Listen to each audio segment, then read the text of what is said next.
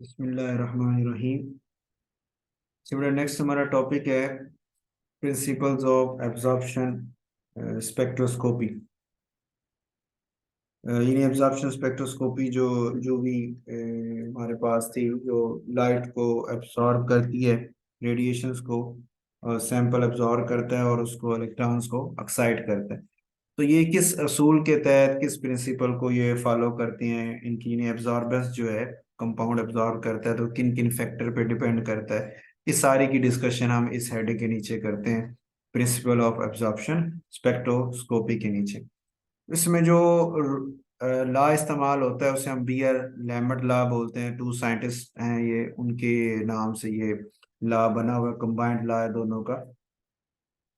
तो फर्स्ट हम बात करते हैं कि एब्जॉर्बेंस की। जब हम देखते हैं ना मालिक्यूल की एब्जॉर्बेंस की, तो दो फैक्टर्स हमें यहाँ नजर आते हैं। एक तो ये इसने लिखा हुआ है पहली लाइन में ना कि greater the number of molecules greater will be the absorption. Absorption जो है नंबर ऑफ मॉलिक्यूल यानी कंसंट्रेशन पे डिपेंड करती है। जितने नंबर ऑफ मॉलिक्यूल ज्यादा होंगे उतनी एब्जॉर्बेंस भी ज्यादा होगी। और दूसरा effective nature of the molecule, कि हर मालिक्यूल की लाइट एब्जॉर्ब करने की सलाहियत भी बराबर नहीं है। कुछ ज्यादा एब्जॉर्ब करते हैं, कुछ कम एब्जॉर्ब करते हैं। और अंडरस्टूड है ये वाली चीज किस पे डिपेंड कर रही होगी, उसके अंदर होने वाली ट्रांजिशन पे डिपेंड कर रही होगी। मतलब एक मालिक्यूल में sigma two sigma star transition हो रही हैं और दूसरे में पाई टू पाई स्टार होंगी, तो आप कहेंगे sir pi two pi star transition की जो स्मॉल गैप है तो उसकी चांसेस ज्यादा है, उसकी प्रोबेबिलिटी ज्यादा है। सिग्मा टू सिग्मा स्टार जो है उसका लार्ज गैप है तो उसकी जो है चांसेस जो है वो कम हो जाएंगे। तो इस वजह से उधर जो है उसकी इफेक्टिव हो जाएगी उस मालिक्यूल की एब्जॉर्बेंस जिसमें small gap energy gap involve है, और जिसमें लार्ज इन्वॉल्व हो उसमें ये इफेक्टिवनेस कम हो जाती है। तो पहले हम ड्राइव करते हैं ये बी ए लेमर्ड लॉ को। तो उसमें हमारे पास पहला तो लेमर्ड लॉ क्या है कि minus D I over D X is directly proportional to I. कि जो एक्स से मुराद लेंथ है, यानी ये एक सैंपल ट्यूब है जिसकी लंबाई हम एक्स से शो कर रहे हैं यहाँ पे। तो इस लेफ्ट साइड से हमने रेडिएशन फेंकी है उसके ऊपर और इसके अंदर, इसमें वो ट्यूब के अंदर वो सैंपल मौजूद है जिसने रेडिएशन को एब्जॉर्ब करना। अब जाहिर बात है जैसे जैसे ये रेडिएशन आगे मूव करेंगी, एक्स डिस्टेंस चेंज होता जाएगा तो उसकी टक्कर ज्यादा से ज्यादा मॉलिक्यूल्स के साथ होगी और उसकी एब्जॉर्बेंस भी चेंज होती जाएगी ना, बदलती जाएगी। तो यही वो कह रहा है कि डी एक्स यानी एक्स के चेंज होने के साथ साथ इंटेंसिटी आई में क्या फर्क आ रहा है। आई से मुराद क्या है कि ये जो आपने रेडिएशन फेंकी हैं इनकी इंटेंसिटी जो है वो क्या है। तो इंटेंसिटी जैसे जैसे मूव करेंगे वैसे वैसे उसने बदलते जाना है, चेंज होना है। अच्छा, चेंज भी किस तरह होना है कि D I over D x के साथ ये जो नेगेटिव का साइन है ये बता रहा है डिक्रीज इन इंटेंसिटी। यानी आई की वैल्यू चेंज तो हो रही है लेकिन चेंज किस तरह हो रही है, डिक्रीज के साथ हो रही है। डिक्रीज क्यों? कि पहली बात तो ये कि हमने पिछले लेक्चर में बात की थी कि जो आपकी इंटेंसिटी होती है वो नंबर ऑफ रेडिएशंस पे डिपेंड करती है। जितनी रेडिएशन ज्यादा होंगी, रेज ज्यादा होंगी, उतनी इंटेंसिटी ज्यादा होगी। ठीक हो गया। अब यहाँ पे आपने 10 रेडिएशन फेंकी हैं लेकिन रास्ते में दो चार रेडिएशन जो है वो मॉलिक्यूल से टकरा गई हैं तो वो एब्जॉर्ब हो गई हैं, तो आगे जाके उनकी इंटेंसिटी कम होती जाएगी। जैसे जैसे वो मूव करेंगी, एक्स डिस्टेंस कवर करते जाएंगे, वैसे वैसे उसके ज्यादा चांस है कि वो दूसरे रास्ते में आने वाले मॉलिक्यूल के साथ कोलिजन्स करें, उनके साथ इंटरेक्ट करें, एब्जॉर्बेंस में चले जाएं। तो इंटेंसिटी की वैल्यू आहिस्ता आहिस्ता चेंज होती रहेगी, और चेंज भी किस शक्ल में कि डिक्रीज होती जाएगी। शुरू में ज्यादा होगी और डिस्टेंस के साथ साथ वो कम होती जाएगी। तो ये माइनस का साइन की सिग्निफिकेंस यहाँ पे यही है कि ये बता रहा है कि रेट ऑफ डिक्रीज ऑफ आई बता रहा है, एक्स के साथ साथ आई की वैल्यू कम हो रही है। अच्छा, एक जो हम माइनस अमूमन लगाते हैं ना उसका मकसद एक ये होता है कि असल में तो डी आई और डी एक्स की जब आप वैल्यू निकालते हैं तो डी आई तो माइनस में आएगा ही आएगा ना। ठीक हो गया।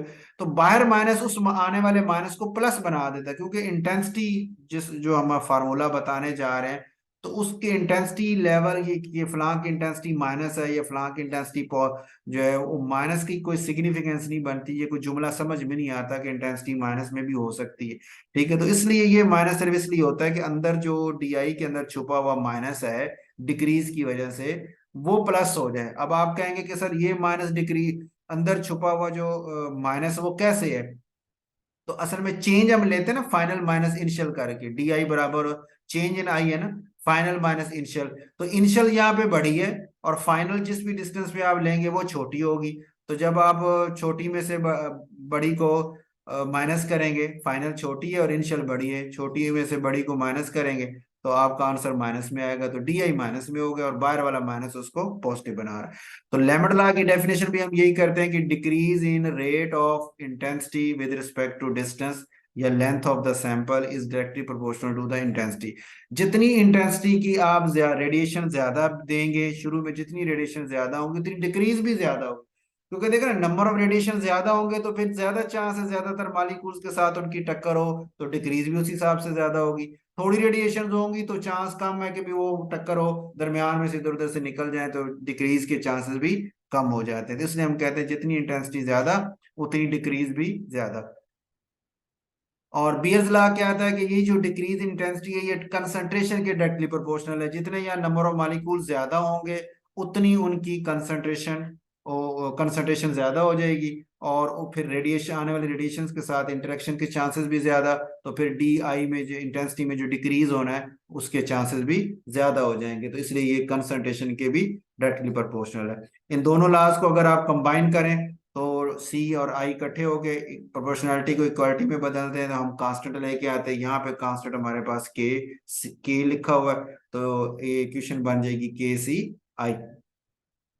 यहाँ पे दो जुमले इस पे बोल लेते हैं। अमूमन जो कांस्टेंट हम रखते हैं ना, ए बी सी जो भी रखे जाते हैं, इसकी वजह यही होती है कि एक चीज है ना, जैसे लेफ्ट साइड पे टर्म है तो वो राइट साइड पे कुछ चीजें हमने रखी जिनके वो डायरेक्टली प्रोपोर्शनल है, तो हमने उसको इक्वेशन में फार्मूले में उस चीज को पुट कर लिया। जिस जिस चीज पे जिस जिस फैक्टर पे वो आपकी लेफ्ट साइड डिपेंड कर रही है वो सारे फैक्टर हमने इक्वेशन में ले आते हैं। फिर भी आंसर दोनों का बराबर नहीं आता, ठीक हो गया, फिर भी आंसर इक्वल नहीं आता, कुछ थोड़े सी कांस्टेंट वैल्यू के साथ फर्क पड़ रहा होता है। तो वो जो कांस्टेंट वैल्यू होती है उसको फिर हम यहाँ पे कांस्टेंट के तौर पे लेके आ रहे होते हैं। जाहिर बात है, हर कई दुनिया में इक्वेशंस आपने देखी हैं, पढ़ी हैं, हर एक का कांस्टेंट की वैल्यू भी डिफरेंट होती है। वजह कि हर एक का वो जो डिफरेंस आ रहा है थ्योरेटिकल वैल्यू में और एक्सपेरिमेंटल, ये फार्मूला जो बताएगा वो थ्योरेटिकल है, और उधर से आप जो लेके आएंगे एक्सपेरिमेंट के थ्रू वो आपकी वैल्यू होगी एक्सपेरिमेंटल। तो थ्योरेटिकल एक्सपेरिमेंटल के आंसर जो है वो मैच नहीं होते।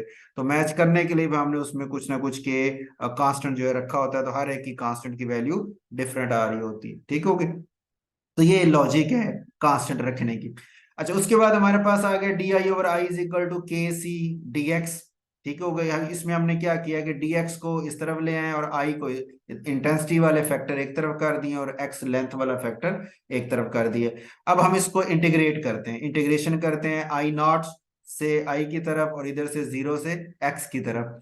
जीरो से मुराद क्या है कि जब आप इस स्टार्ट ऑफ द सैंपल पे पड़े खड़े हुए हैं तो उस वक्त आपकी इंटेंसिटी जो है वो रेडिएशन की आई नॉट है, तो इसलिए जीरो एक्स पे आई नॉट। जैसे जैसे एक्स पे आप आगे मूव करेंगे तो इंटेंसिटी कम होती जाएगी, तो चेंज होगी जो इंटेंसिटी उसे हम आई का नाम दे रहे हैं। तो यहाँ हम लिख लें कि जीरो से एक्स जब हम मूव करके गए हैं तो इंटेंसिटी भी आई नॉट से आई की तरफ चेंज हो गई है।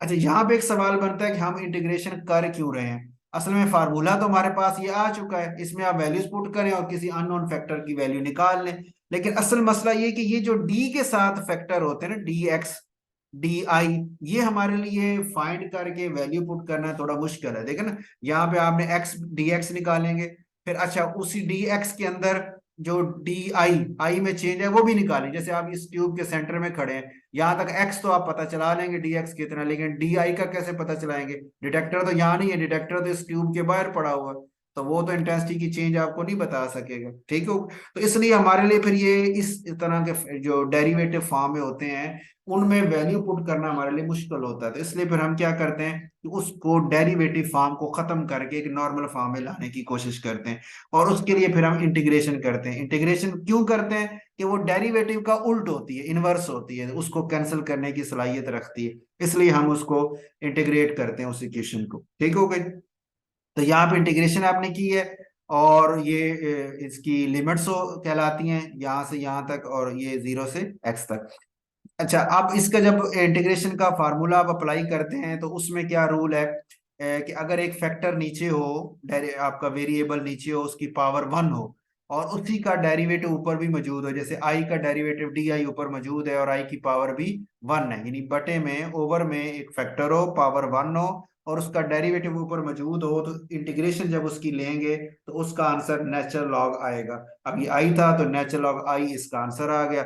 और ये स्ट्रेट लाइन दो हम लगाते हैं कि अभी हमने लिमिट्स अप्लाई करनी है आई और आई नॉट वाली। इसी तरह इधर के सी आपका दोनों कांस्टेंट बाहर है, क्योंकि ये तो एक्स के साथ इनका लिंक नहीं है, एक्स के साथ तो डी एक्स लिंक कर रहा है। अच्छा, डेरिवेटिव डी और इंटीग्रेशन एक दूसरे के उल्ट थे, वो कैंसिल हो गए, सिर्फ एक्स आपका बच जाएगा। तो एक्स ऊपर और जीरो नीचे। अच्छा, लिमिट में ये ध्यान में रखना है, जो नीचे क्वांटिटी है वो इधर भी नीचे रहती है, जो ऊपर है उसको ऊपर ही रखते हैं। अब आप लिमिट सप्लाई कर देंगे। लिमिट सप्लाई करने का क्या तरीकेकार है कि ऊपर वाली वैल्यू पहले पुट की जाती है, ठीक हो गया, और फिर माइनस नीचे वाली वैल्यू फिर पुट की जाती है, यानी नेचुरल लॉग ऑफ आई पहले लिखा जाएगा minus natural log of I not है। ये माइनस फार्मूले का है, ऊपर वाले की वैल्यू पहले माइनस फिर नीचे वाली वैल्यू। और ये बाहर माइनस वही है जो शुरू से आपके इक्वेशन में ये साथ साथ चलता आ रहा है, वही माइनस यहाँ पे साथ मौजूद है।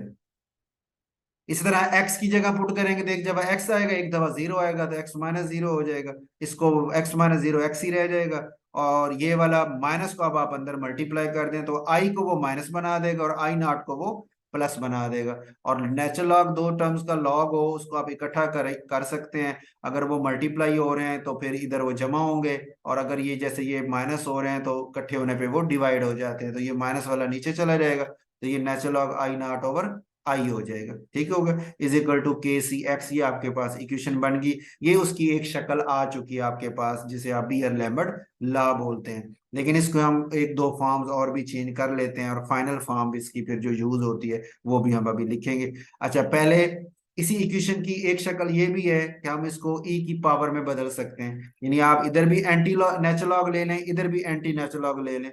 एंटी नेचुरल लॉग इस नेचुरल लॉग को कैंसिल कर देगा, इधर सिर्फ आई नॉट ओवर आई रह जाएगा, लेकिन इस तरफ आपका e की पावर में ये सारी चीजें चली जाएंगी, e की पावर के सी एक्स बन जाएगा। ये कैसे बना, ये लॉग के आप समझाने के लिए हम, कि लॉग 100 बराबर होता है 2 के, लॉग 100 इज इक्वल टू 2 है, तो अगर लॉग 10 की पावर 2 हो तो आप इसको लिख सकते हैं 2 लॉग 10, ठीक है। तो लॉग 10 तो 1 होता है, तो 2 इंटू 1 2 आंसर आ जाएगा, यानी लॉग ऑफ 100 2 के बराबर है, वो इस तरह हमने सॉल्व कर लिया। अच्छा, अगर मैं इसी लॉग 100 इज इक्वल 2 का एंटी लॉग लूं तो इधर लॉग कैंसिल होकर 100 बचा, और इधर जो भी कुछ है यानी 2 है उसको 10 की पावर, क्योंकि जो लॉग होता है ना इसकी बेस 10 होती है, तो उस 10 की हमने पावर बना दिया, तो 10 की पावर 2 100 ही होती है, तो आपको नजर आ रहा है कि लेफ्ट और राइट साइड बराबर है। तो इसी तरह ये जो नेचुरल लॉग है इसकी चूंकि बेस ई होती है, तो इस वजह से वो ई की पावर के सी एक्स बन गई, ठीक हो गए। इसी तरह यहाँ I over I not is equal to, अच्छा मैंने अब इसमें क्या कि ये आई नॉट ओवर आई था, इसका जब ऑर्डर उल्टा है, इनवर्स किया है, इसको भी इनवर्स कर दिया, तो ये नीचे चला गया 1 ओवर, और जब 1 ओवर से उसको ऊपर लेके आए हैं तो फिर वो साथ माइनस पावर माइनस होगी उसकी, तो I over I not is equal to E की पावर माइनस के सी एक्स, ये उसकी तीसरी फॉर्म बन गया आपके पास। अच्छा, अब जो पहली फॉर्म है उसी को ही एक और अंदाज है चेंज करने का, कि नेचुरल लॉग की जगह आप लॉग ले हैं। अच्छा, नेचुरल लॉग बराबर होता है 2.303 लॉग के, कि नेचुरल लॉग में लॉग की बेस है ई, और जब आप इसको लॉग की बेस 10 वाले से चेंज करते हैं तो फिर ये 2.303 लॉग 10 के बराबर आ जाता है, यानी लॉग 10 जो है, लॉग 10 की बेस वाला छोटा है, लॉग ई की बेस वाला जो वो बड़ा है, इसलिए ये वो छोटे वाला 2.303 से मल्टीप्लाई होने के बाद उसके बराबर आता है, ठीक हो गया। तो ये आपके पास इसमें लॉग 2.303 लॉग जो है वो I naught over I is equal to, बाकी वैसे ही आ गया। इसमें अब हम क्या करते हैं कि 2.303 इधर जो मल्टीप्लाई हो रहा है इसको इधर ला के डिवाइड कर देते हैं, तो I naught over I is equal to K over 2.303 C X के इक्वल आ जाते हैं। के ओवर 2.303 को हम एक नया नाम देते हैं एप्सिलॉन का, जिसे मोलर एब्जॉर्टिविटी पढ़ा जाता है, और सिंबल इसका पढ़ने में एप्सिलॉन है, और ये शो किसको कर रहा है, मोलर एब्जॉर्टिविटी को शो कर रहा है। और बराबर यहाँ हमने के ओवर 2.303 को कांस्टेंट को इसमें बदल दिया, और जो log I naught over I था उसको हमने एब्जॉर्बेंस से रिप्लेस कर दिया कि ये एब्जॉर्बेंस के बराबर है, तो A is equal to E C x के बराबर आ जाता है। तो इसमें हमारे पास बेटा आ गया a is equal to epsilon C X. A किसके बराबर था, ये हमने लॉग आई नॉट और आई को a के बराबर रख लिया, यानी एब्जॉर्बेंस इसके इक्वल लिखने। यहाँ पे एक एमसीक्यू भी आपने जेर में रखना है, log I over I not is equal to A show कर रहा है कि ए आई नॉट के डायरेक्टली है और आई के इनवर्सली है। आई नॉट के डायरेक्टली मतलब कि जितनी आप यहाँ पे या रेडिएशंस आपकी ज्यादा होंगी, इनिशियल ज्यादा होंगी, उतनी एब्जॉर्बेंस भी ज्यादा शो करेगी, जो हमने यहाँ पे बात की थी। ठीक हो गया। अच्छा दूसरा, वो कह रहा है आई जितना छोटा होगा ए बड़ा होगा।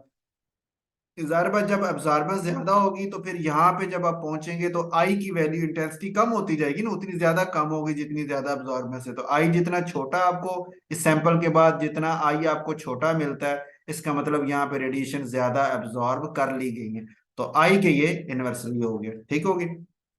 तो हमारे पास फाइनल फॉर्म ये बनी, A is equal to epsilon C L. इसी में तीन एमसीक्यू ये भी हैं कि एब्जॉर्बेंस एप्सिलॉन के भी डायरेक्टली है, कि ऐसा स्पीशीज जिसकी एब्जॉर्ब करने की सलाहियत ज्यादा है तो उसकी एब्जॉर्बेंस की वैल्यू ज्यादा होगी। वो हमने बात अभी कर ली कि स्मॉल एनर्जी गैप जिसमें इन्वॉल्व होंगे उसकी एब्जॉर्बेंस ज्यादा सलाहियत हो जाती है, जिसमें लार्ज हो उसमें जरा कम हो जाती है। इसी तरह कंसंट्रेशन के ये डायरेक्टली प्रोपोर्शनल हो गया, कि कंसंट्रेशन जितनी ज्यादा उतने मालिक्यूल वहां ज्यादा होंगे तो एब्जॉर्ब भी ज्यादा करेंगे। और लेंथ के भी ये डायरेक्टली प्रोपोर्शनल हो गया, कि जितना आपका सैंपल की लेंथ ज्यादा होगी, रेडिएशन ज्यादा देर तक सैंपल्स में से गुजरेंगी, तो उनके एब्जॉर्ब होने के यानी मॉलिक्यूल्स के साथ कोलाइड करने के चांसेस ज्यादा हैं, इंटरेक्शन करने के, तो एब्जॉर्बेंस की अमाउंट जो भी बढ़ जाती। अच्छा एब्जॉर्बेंस के उल्ट एक टर्म है जिसे हम ट्रांसमिटर्स का नाम देते हैं, T is equal to I over I not से शो किया जाता है। ठीक है, ट्रांसमिटर्स लॉ देखे ना, इधर था आई नॉट ओवर आई, ये उसका उल्ट आई ओवर आई नॉट है। अगर हम लिखें दोनों का रिलेशन तो A is equal to log I naught over I था, इसको अब रिवर्स कर दें तो जरा आपको पता है माइनस आ जाएगा, जैसे यहाँ पे था ना, हमने इसको अगर इनको मैं इकट्ठा करूँ तो ये आई ओवर आई नॉट है, बाहर माइनस और अंदर आई ओवर आई नॉट, इनको इकट्ठा लिख दूं पहले ही, और माइनस को जरब दे के लिखूं तो फिर उल्ट जाते हैं, फिर आई नॉट ओवर आई ने। ठीक है, तो उसी तरह ही है कि अब इसको जब उल्टाएंगे तो बाहर माइनस आ जाएगा, minus log I over I not is equal to minus log T. अब आई और आई नॉट टी के बराबर है, तो ये रिलेशन आ गया एब्जॉर्बेंस और ट्रांसमिटर्स का, कि एक दूसरे के उल्ट है, कि जितनी ट्रांसमिटेंस ज्यादा, ट्रांसमिटर से क्या मुराद, कि जो इसमें से पास हो गई रेडिएशन यानी एब्जॉर्ब नहीं हुई, तो अगर इससे गुजर के आगे आपको ज्यादा रेडिएशन मिलती है यानी ट्रांसमिटेंस ज्यादा होती है, तो इसका मतलब उस सैंपल ने एब्जॉर्ब कम की है। और अगर एब्जॉर्बेंस ज्यादा होती है तो फिर आगे आपको रेडिएशन कम मिलेंगी, यानी ट्रांसमिटेड लाइट जो होगी, गुजर के आने वाली लाइट की इंटेंसिटी कम हो जाएगी। तो इसलिए टी और ए एक दूसरे के इनवर्सली प्रोपोर्शनल है। तो एब्जॉर्बेंस और आपकी जो ट्रांसमिटर्स हैं ये एमसीक्यू के तौर पे भी आपने ज़हन में रखना है कि एक दूसरे के इनवर्सली प्रोपोर्शनल है। अच्छा एक शॉर्ट क्वेश्चन बनाया जाता है कि हम जब ग्राफ वगैरह बनाते हैं, आपको याद होगा पीछे हमने इसका ग्राफ बनाया था ये वाला, तो उसमें हमने अब्जॉर्बेंस लेते हैं नॉर्मली यूवी के ना, अपने वाई एक्सेस के ऊपर ना, ऑर्डिनेट एक्सेस जिसे हम बोलते हैं, उसके ऊपर एब्जॉर्बेंस लेते हैं, और ये जो आपका है एक्स एक्सिस है उसके ऊपर लेमडा लिया जाता है। अब यहाँ ट्रांसमिटर्स नहीं लेते, तो एक सवाल ये बनता है कि हम ट्रांसमिटर से क्यों डीलिंग नहीं करते, हम एब्जॉर्बेंस ही क्यों लेते हैं। तो उसमें हम ये बताते हैं, रीजन उसकी देते हैं कि एब्जॉर्बेंस कंसंट्रेशन के डायरेक्टली प्रोपोर्शनल है। मुझे एक्सप्लेन करना, मुझे बताना आसान है कि इसकी कंसंट्रेशन ज्यादा होगी तो एब्जॉर्बेंस ज्यादा, कंसंट्रेशन कम होगी तो एब्जॉर्बेंस कम। वरना ट्रांसमीटर्स को देखूंगा तो वो तो उल्ट हो जाएगी, कि कंसंट्रेशन ज्यादा होगी तो एब्जॉर्बेंस ज्यादा है और ट्रांसमीटर्स कम है। तो एक इनवर्सली रिलेटेड टर्म जो होती है उसको समझना, एक्सप्लेन करना, थोड़ा सा बंदा तक रुक के बात करता है कि ये इस तरह है तो वो उल्टी है तो फिर ये हो गया। ठीक है, और डायरेक्टली प्रोपोर्शनल में तो हम कहते हैं जी वो ज्यादा तो वो ज्यादा, वो कम है तो वो कम है, तो जरा उसको एक्सप्लेन करना, बताना, समझना आसान है, तो इस वजह से हम कंसंट्रेशन के डायरेक्टली प्रोपोर्शनल वाली बात करते हैं इसके साथ। ठीक हो गई। तो ये तो इसकी हमने फार्मूला ड्राइव कर लिया। आगे आती इसकी लिमिटेशंस और फेलियर, जहां जहां ये फार्मूला अप्लाई हो सकता है और अप्लाई नहीं हो सकता। ठीक हो गया। अच्छा उससे पहले, लिमिटेशन से पहले दो पॉइंट और हैं, कि जो आपकी मोलर एब्जॉर्प्टिविटी था उसकी जो वैल्यू होती है वो 0 से 10 टू पावर 6 की रेंज में जा रही होती है नॉर्मली ना। अब अगर उसकी वैल्यू 10⁴ से ऊपर हो तो हम उसे कहते हैं कि ये हाई इंटेंसिटी एब्जॉर्प्शन है, यानी बड़ी स्ट्रॉन्ग एब्जॉर्प्शन हो रही है। और अगर 10⁻³ से कम वैल्यू आ रही हो तो फिर हम कहते हैं ये लो इंटेंसिटी एब्जॉर्प्शन है। और जो फॉरबिडन ट्रांजिशंस होती हैं, जो जैसे हमने पिछले लेक्चर में बात की थी N to π* की, कि वो एनर्जी गैप तो कम है लेकिन फॉरबिडन कैटेगरी की ट्रांजिशन है, तो उसकी एब्जॉर्प्टिविटी की वैल्यू 0 से 1000 में आती है। ये आप अगर वहां सवाल करें कि भाई आपको कैसे पता है ये फॉरबिडन ट्रांजिशन में आती है, तो हम इस एब्जॉर्टिविटी को देख के बताते हैं कि उसकी एब्जॉर्टिविटी की वैल्यू बहुत कम आ रही है। और जो दूसरी π2π स्टार ट्रांजिशन थी उसकी एनर्जी गैप थोड़ा ज्यादा था, लेकिन उसकी अलाउड होने की ट्रांजिशन होने की वजह से उसकी एब्जॉर्टिविटी की वैल्यू बहुत हाई आती है। तो ये हाई और लो वैल्यू मुझे बता रही है कि ये फॉरबिडन ट्रांजिशन है, कि एनर्जी गैप कम होने के बावजूद भी इतनी इंटेंसिटी कम है।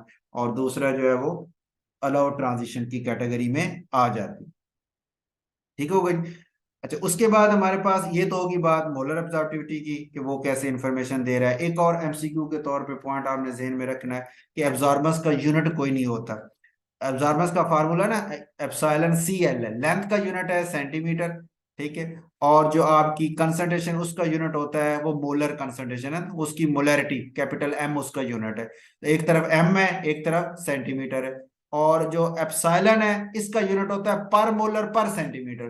तो पर मोलर कंसंट्रेशन के मोलर को कैंसिल कर देगा, और इस एप्सिलॉन का पर सेंटीमीटर लेंथ के सेंटीमीटर को कैंसिल कर देता है। इस वजह से एब्जॉर्बेंस का यूनिट कोई नहीं होता। ठीक हो गई। लास्ट हमारा पॉइंट इसमें लिमिटेशन का, कि ये बी एल लैम्बडा लॉ कहाँ कहाँ अप्लाई हो सकता है ना। तो उसमें पहला पॉइंट तो ये था कि सिंगल स्पीशीज के ऊपर ये अप्लाई होता है, इससे ज्यादा पे अप्लाई नहीं होता। एक से ज्यादा स्पीशीज हो तो उस पर ये अप्लाई नहीं होता। उसकी क्या वजह हो सकती है, उसमें हम कहते हैं कि भाई एक स्पीशी हो ना तो एक सिंगल एब्जॉर्बेंस शो कर रही है, उसकी एब्जॉर्ब करने की सलाहियत भी एक है, इको सेम है सब मालिक्यूल्स की। लेकिन अगर एक से ज्यादा स्पीशीज हो तो फिर हर एक की एप्सिलॉन की वैल्यू, ये वाली जो फार्मूले में वैल्यू है, ये हर एक की डिफरेंट होगी। एक तरह के मालिक्यूल की और है, जैसे एथेनॉल और वाटर होता है, एथेनॉल की और है, वाटर की और है। तो डिफरेंट होने की वजह से फिर उनकी जो इस फार्मूले को जब आप अप्लाई करेंगे तो वो फिर सही तरह हमारा रिजल्ट नहीं देगा कि हम कौन सी, क्योंकि एब्जॉर्बेंस की वैल्यू तो दोनों की आ रही होगी। ठीक हो गया। और एप्सिलॉन हर एक की मुख्तलिफ है, तो फिर आपका ये फार्मूला एप्लीकेबल नहीं रहता। तो सिंगल स्पीशी के ऊपर ये अप्लाई होता है, एक से ज्यादा स्पीशी पे अप्लाई नहीं होता। दूसरी हम इसकी लिमिटेशन लिख देते हैं डाइल्यूट सोल्यूशन वाली, जो इसने यहाँ पे ना इसकी आगे जो फेलियर के अंदर भी ये पॉइंट मेंशन किया हुआ है कि कंसंट्रेटेड सॉल्यूशंस के ऊपर ये अप्लाई नहीं होता, डाइल्यूट सॉल्यूशंस के ऊपर अप्लाई होता है। उसकी वजह क्या है कि जितने मॉलिक्यूल कंसंट्रेटेड होता जाएगा ना सोल्यूशन आपका, जितना कंसंट्रेट होगा उतना उनके अंदर आपस में करीब करीब हो जाएंगे, उनकी आपस में इंटरेक्शन के चांसेस जो है वो ज्यादा हो जाएंगे, तो फोर्स ऑफ अट्रैक्शन क्रिएट हो जाएंगी। अच्छा, उन फोर्स ऑफ अट्रैक्शन की वजह से फिर उनके अंदर मौजूद जो स्पेक्ट्रा है बॉन्ड, जो सिग्मा बॉन्ड पाई बॉन्ड वगैरह है, उनकी लेंथ पे भी इफेक्ट पड़ेगा, बॉन्ड लेंथ वगैरह बॉन्ड एनर्जी पे इफेक्ट पड़ेगा, जिसकी वजह से उनकी ट्रांजिशन जो होंगी वो चेंज हो जाएंगी, वो एनर्जी जो एनर्जी गैप है वो बदल जाएंगे, चेंज हो जाएंगे। तो अब वो फिर कंसंट्रेटेड होने की वजह से वो फिर असल वैल्यू पे नहीं पहुंच रहे होंगे। तो यहाँ पे हमारा ये दूसरी इसकी जो लिमिटेशन है, इसको मैं यहाँ पे आपके लिए टाइप ही करता जाता हूँ ताकि आप जो है ना इसको देख भी ले कि लिमिटेशन में एक हम बात करते हैं सिंगल स्पीशी की, और दूसरी हम बात करते हैं डाइल्यूट सोल्यूशन की। ठीक है, कि डाइल्यूट अगर कंसंट्रेटेड होगा तो फिर वो मसला आएगा, उसके आपस में इंटरमॉलिक्यूलर फोर्सेस जनरेट होना शुरू हो जाएंगी, आपस में अट्रैक्शन शुरू हो जाएंगी, जिसकी वजह से उनकी bond length bond energies change होना शुरू हो जाएंगी। तो वो फिर हमारे रिजल्ट्स जो है वो ठीक नहीं होंगे। ठीक होगा। अच्छा, इसी तरह फेलियर की मैं हेडिंग अलग बना रहा हूँ, वैसे लिमिटेशन या फेलियर हम इकट्ठी एक ही हेडिंग के अंदर भी ये पॉइंट्स लिख सकते हैं। ठीक होगा। अच्छा, फेलियर के अंदर हमारे पास जो पहला पॉइंट इसने यहाँ मेंशन किया हुआ है ये, कि absorbing molecule are in equilibrium, कि एक से ज्यादा एब्जॉर्बिंग स्पीशीज वहां मौजूद हैं और वो आपस में इक्विलिब्रियम के अंदर है। ये पहला पॉइंट आ गया ना, कि डिफरेंट मॉलिक्यूल्स मौजूद हैं, दो डिफरेंट एब्जॉर्बिंग मॉलिक्यूल मौजूद हैं और वो इक्विलिब्रियम में है। या एक ही मालिक्यूल है उसकी दो मुख्तलिफ शक्लें हैं, दो डिफरेंट फॉर्म्स हैं, जो वो कभी उस शक्ल में जाता है कभी उस शक्ल में जाता है। जैसे टाटोमेरिक फॉर्म ले लें, टाटोमेरिज्म की मैं मिसाल देता हूँ, उसमें आपको पता है कि एक कंपाउंड जो है अल्डिहाइड का है, उसमें कार्बोनाइल है, और जो दूसरा उसकी टाटोमेरिक फॉर्म है उसके अंदर वो इनोल में कन्वर्ट हो गई, यानी एक कार्बन कार्बन डबल बॉन्ड है और एक अल्कोहल का OH ग्रुप आ गया। तो अब वो बॉन्ड्स डिफरेंट हो गए, बॉन्ड एनर्जीज डिफरेंट हो गई, तो अब्जॉर्बेंस भी चेंज हो गई। तो इस पे फिर ये दो मुख्तलिफ चीजें आने की वजह से, दो मुख्तलिफ स्पीशीज आने की वजह से आपका ये वाला जो फार्मूला भी है लेमड लॉ वाला है, ये एप्लीकेबल नहीं रहेगा। ठीक हो गया, ये नंबर वन हो गया इसका। फिर नंबर टू है solute and solvent form complexes, कि आपके जो सल्यूट और सॉल्वेंट है वो आपस में ही कम्प्लेक्स कोई ना कोई बना लें, तो फिर भी गड़बड़ हो जाएगी, फिर भी अब्जॉर्बेंस जो है वो चेंज हो। इसकी मिसाल ऐसी है, जैसे आप कॉपर सल्फेट की मैं मिसाल देता हूँ, ये नंबर टू वाले फेलियर की मैं मिसाल दे रहा हूँ। कॉपर सल्फेट आपको पता है स्ट्रक्चर हमारे पास होता है, और ये वाटर के साथ बना लेता है ना कम्प्लेक्स। ठीक होगा, तो जब वाटर के साथ कम्प्लेक्स बनाता है तो फिर हम इसको कहते हैं H2O। ठीक है जी। और 6 वाटर के मालिकूल ये इसने साथ जोड़ लिए फॉर एग्जांपल, और सल्फेट आयन SO4 इसके बाहर पड़ा हुआ है वैसे। ठीक है जी, ये सल्फेट है।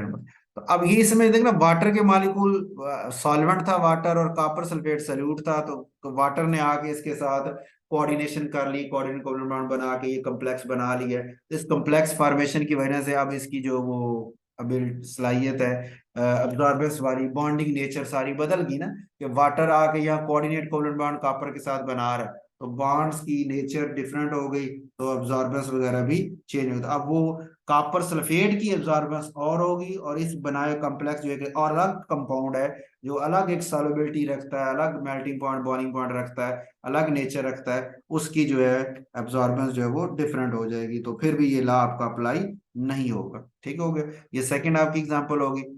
थर्ड पॉइंट आपके पास है कि थर्मल इक्विलिब्रियम हो ग्राउंड स्टेट और ऑक्साइड स्टेट के अंदर, कि यानी रूम टेम्परेचर पे ही इतना हीट अवेलेबल है कि इलेक्ट्रॉन जो है वो जंप करता है, ऊपर जाता है और फिर वापस भी आ जाता है इक्विलिब्रियम के अंदर। तो फिर तो ये होगा ना, जैसे आपने यूवी रेडिएशन फेंकी है, वो जंप करके ऊपर गया है, अभी रेडिएशन डिटेक्टर तक नहीं पहुंची है कि वो दोबारा वापस भी एक्साइटेड इलेक्ट्रॉन नीचे आ गया है, और उसने जो रेडिएशन ऑब्जर्व की वो उसने एमिट भी कर दी है, तो डिटेक्टर तक तो सारी पहुंचेगी। तो डिटेक्टर तो यही कहेगा अभी कोई भी रेडिएशन एब्जॉर्ब हुई नहीं है, तो ये थोड़ी सी इसमें फिर एब्जॉर्बर्स में आपके जो लॉ है ना वो अप्लीकेबल नहीं रहेगा। ठीक हो गया। चौथा हमारे पास है जी फ्लोरिसेंट कंपाउंड। अगर फ्लोरिसेंट कंपाउंड्स हो, फ्लोरेसेंट कंपाउंड हमने कहा था वो होते हैं जो लाइट अमिट कर देते हैं। लाइट अमिट क्यों करते हैं? कि इलेक्ट्रॉन फौरन से नीचे आते हैं लो लेवल पे, और लाइट वो अमिट कर देते हैं। तो कहता है अगर सामने फ्लोरेसेंट कंपाउंड हुआ, तो आपने यूवी रेडिएशन फेंकी है, उसने फौरन से इलेक्ट्रॉन एक्साइट होना है, उसने वापस आ जाना है, लाइट अमिट कर देनी है, तो डिटेक्टर तक तो रेडिएशन वो फिर दोबारा वापस वही पहुंच जानी है जो अभी अब्सॉर्ब हुई थी, तो फिर हमारे पास रिजल्ट अब्सॉर्बेंस का नहीं आ पाता। ठीक हो गई। पांचवा पॉइंट है कंपाउंड्स चेंज बाय इरेडिएशन, कि कई कंपाउंड ऐसे होते हैं जो रेडिएशन की एनर्जी को बर्दाश्त नहीं कर सकते और डीकम्पोज हो जाते हैं। जैसे हाइड्रोजन एसिड की मिसाल ले लें, तो आपको पता है HI जो है वो बड़ी जल्दी डीकम्पोज हो जाता है, रूम टेम्परेचर पे ही टूट के H2 और I2 में जाना शुरू हो जाता है। अगर इस तरह का कंपाउंड ऐसा हो कि जो जब रेडिएशन पड़े तो डीकम्पोज हो के अपने रिएक्टेंट में या किसी और फॉर्म में कन्वर्ट हो सकता है, तो फिर वो आपकी यूवी रेडिएशन पड़ने से तो वो चेंज हो गया। ठीक है, वो तो एक केमिकल प्रोसेस हो गया, हम तो एक फिजिकल प्रोसेस की बात कर रहे थे ना, कि इलेक्ट्रॉन एक्साइट हो और फिर दोबारा वापस आ जाए, और कंपाउंड जो सैंपल है उसकी केमिकल नेचर चेंज ना हो। तो यहाँ तो केमिकल नेचर ही चेंज हो जाएगी, जिसकी वजह से फिर आपकी जो उसकी एब्जॉर्बेंस वगैरह है वो बदल जाएगी, और आपका ये लॉ भी एप्लीकेबल नहीं रहेगा। ये 5 पॉइंट हो गए। छठा पॉइंट इसके अंदर वो हमने डाइल्यूट सोल्यूशन वाला रखा था, वही वाला आप इसके साथ ऐड कर सकते हैं।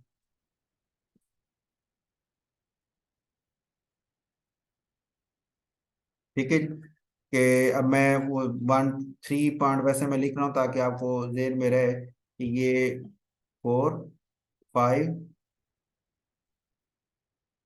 और फिर ये 6 वाला पॉइंट। ठीक है, 6 वाला पॉइंट हमारा है कि ये कंसंट्रेटेड सोल्यूशन पे अप्लाई नहीं होता। ये वैसे पॉइंट आपका उधर भी आ जाता है, वो लिमिटेशन में, लिमिटेशन के अंदर जो है ना, उसमें भी हमने डाइल्यूट सॉल्यूशन की शक्ल में इसकी बात की थी, तो वो भी ये काफी है। वरना अगर आप यहाँ करना चाहते हैं तो यहाँ पे भी ये पॉइंट बात की जा सकती है। ठीक है जी, कि कंसंट्रेटेड सोल्यूशन पे ये अप्लाई नहीं होता, क्योंकि इंटरमॉलिक्यूलर फोर्सेज जनरेट होना शुरू हो जाती हैं, तो वो फिर अब्जॉर्बर्स वगैरह को अफेक्ट करती हैं। और सातवां नंबर है लास्ट में इसका, कि कंसंट्रेशन डिपेंडेंट इक्विलिब्रियम अगर कोई है तो उस पे भी ये अप्लाई नहीं होगा, कंसंट्रेशन डिपेंडेंट इक्विलिब्रियम।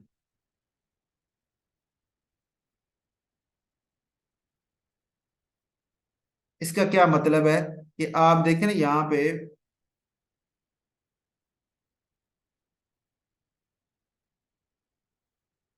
एक इक्वेशन में आपको लिखता हूँ, दिखाते हैं जी। ये वैसे बात वही है जैसे आपने यहाँ की ना, पहला पॉइंट हमारा था यहाँ पे, पहला पॉइंट राउंड अबाउट वही बात बन जाती जो उसने कहा था, different forms of absorbing molecule वहां मौजूद नहीं होने चाहिए। तो यही कह रहा है, या वो कह रहा है डाइल्यूशन का इफेक्ट ले रहा है ना, कि कंसंट्रेशन यूनिट का डाइल्यूशन कम करने से या बढ़ाने से अगर वो उसकी स्पीशीज चेंज होती हैं तो तब भी आपके वो गड़बड़ हो सकती है। जैसे ये एच ए मालिक्यूल है, ठीक हो गई, एक एसिड है फॉर एग्जांपल, ठीक है, जो वहां पे आयोनाइज होता है ये सोल्यूशन के अंदर, और आयोनाइज होके क्या कर रहा है, एच प्लस और ए माइनस दे रहा है।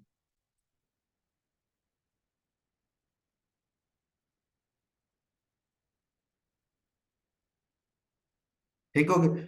अच्छा अब ये सपोज करें कि एच ए की एब्जॉर्बिंग पावर और है, और एच जो ए माइनस स्पीशी उसकी बनी है इसकी एब्जॉर्बिंग पावर और डिफरेंट है। तो डिफरेंट एब्जॉर्प्शन की वजह से फिर ये एक एक तो ये एक से ज्यादा स्पीशीज हो जाएंगी। हमारा ला सिंगल स्पीशी पे अप्लाई होता है, एक हो गया। दूसरा ये भी है कि जब आप डाइल्यूशन करते हैं, ऑस्टवाल्ड डाइल्यूशन ला आपने पढ़ा हुआ है, कि जब आप डाइल्यूशन बढ़ाएं, पानी ज्यादा करेंगे तो इसकी आयनाइजेशन ज्यादा हो जाएगी। तो हो सकता है कंसंट्रेटेड सोल्यूशन जब था तब तो ये वाला अपना एक्शन शो हो, जब आपने डाइल्यूट सोल्यूशन किया, डाइल्यूशन बढ़ाई, तो एक नई स्पीशी जनरेट होना शुरू हो गई। तो ऐसे कंपाउंड जो आपके सॉल्वेंट की डाइल्यूशन की वजह से इस तरह चेंज हो जाते हैं, तो उनके ऊपर भी फिर ये वाला लॉ हमारा अप्लाई नहीं होता। आप कहेंगे सर हम डाइल्यूशन नहीं करते, लेकिन फिर प्रॉब्लम ये है कि हमारा ये जो लॉ है, बियर लेमन लॉ, ये अप्लाई ही तब होता है जब हमारा सोल्यूशन वेरी वेरी डाइल्यूट हो। कंसंट्रेटेड पे ये एप्लीकेबल नहीं रहता, तो डाइल्यूट करना हमारी मजबूरी है। तो ऐसी स्पीशीज जो डाइल्यूट करने से आयनाइज होना शुरू हो जाए, आयनाइजेशन उनकी ज्यादा हो जाए, तो फिर और आयनाइज हो के ऐसी स्पीशी बनाए जिसकी एब्जॉर्बिंग पावर रेक्टेंट की निस्बत से डिफरेंट हो, तो फिर हमारे लिए प्रॉब्लम आना शुरू हो जाती है और ये लॉ एप्लीकेबल नहीं रहता। ठीक हो गई। तो यहाँ तक ये हमारा मुकम्मल हो जाता है जी टॉपिक आपका।